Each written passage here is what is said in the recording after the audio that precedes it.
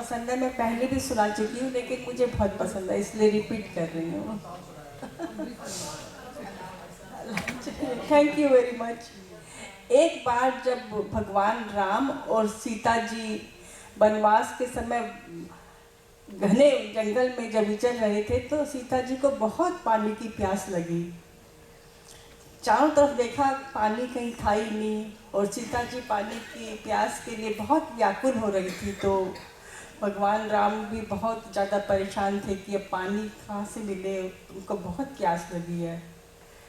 तभी एक मयूर, एक मोर उड़ता हुआ वहाँ आया और उसने भगवान राम से कहा कि यहाँ थोड़ी दूर पर ही एक मीठे जल का जलाशय है, चलो आपको मैं वहाँ ले चलता हूँ, आप वहाँ चलकर अपने पानी की प्यास बुझा सकते हैं।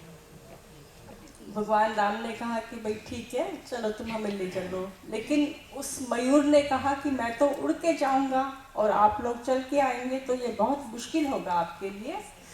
तो मैं ऐसा करता हूँ, अपना एक एक पंख जो हो वो गिराता हुआ जाता हूँ, आप मेरे पंख का अनुसरण करते हुए, उसको फॉलो करते हुए आप उस जलाशय तक पहुँच जाएंगे। भगवान राम ने सोचा नहीं, उन्होंने कहा ठीक है चलो।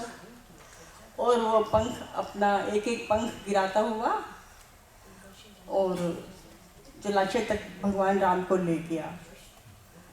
ये हम सभी को मालूम है कि मोर जो है एक विशेष ऋतु में ही और एक विशेष समय पर ही अपना पंख गिराते हैं और वैसे नहीं गिराते, उनको बहुत पीड़ा होती है। उस बेचारे को भी बहुत पीड़ा हुई लेकिन उसने वो सब सहन किया भगवान राम के लिए। और जब वो जलाशय तक पहुंचा तो उसके शरीर के सारे पंख गिर चुके थे।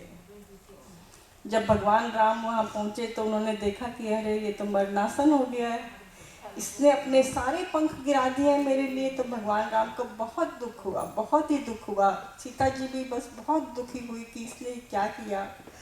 भगवान राम ने कहा कि तूने ये क्या किया मेरे लिए, अपने सारे पंख गिरा दिए और तू मरणासन हो गया, तू तो बिल्कुल मरने वाला है। उस मयूर ने कहा कि इससे अच्छा मेरा सौभाग्य क्या होगा कि मैंने अपने आपके लिए अपने प्राण गंवाए और जब मैं मर रहा हूँ तो आपका हाथ मेरे सर पे है। इससे बड़ी बात और मेरे लिए कुछ हो ही नहीं सकती है, मैं तो अपने आप को बहुत सौभाग्यशाली समझ रहा हूँ। भगवान राम ने कहा कि मयूर, तुमने तो मुझे अपना ऋणी बना दिया है और तुम्हारा ये ऋण उतारने के लिए मुझे एक और जन्म लेना पड़ेगा।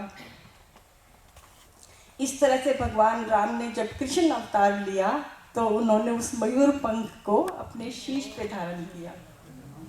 इस तरह से उन्होंने उस मयूर का ऋण उतारा। तो हम जब भी कभी भगवान कृष्ण की मूर्ति को देखते हैं तो उनके हमेशा उनके सर पे एक मयूर पंख होता है।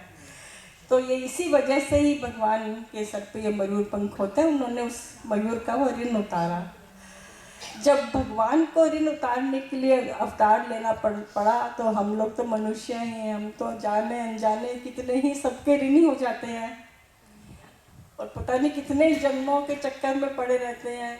एक छोटी सी बात मुझे याद आती है जो मेरे फादर ने मुझे बताई थी। एक बार भगवान कृष्ण की सभा में किसी ने पूछा कि भगवान सबसे बड़ा भार क्या है इस दुनिया में। तो भगवान कृष्ण ने कहा कि तुम किसी के ऋणी हो जाओ, कोई तुम्हारे लिए कुछ करता है तो वो सबसे बड़ा भार है। तो उसने पूछा कि फिर ये हम इस भार को उतारे कैसे, उसको अपने आप को उस ऋण से कैसे मुक्त करें।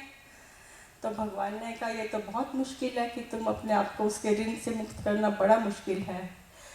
फिर उसने पूछा कि भगवान कोई तो रास्ता होगा कि जिस तरह से हम उसके अपने आप को उसके ऋण से मुक्त कर सकें। तो भगवान ने कहा हाँ, एक रास्ता है, अगर वो इंसान ये कह दे कि देख मैंने तेरे लिए ये किया, तो तुम उसी समय उसके ऋण से मुक्त हो गए। जय श्री कृष्ण।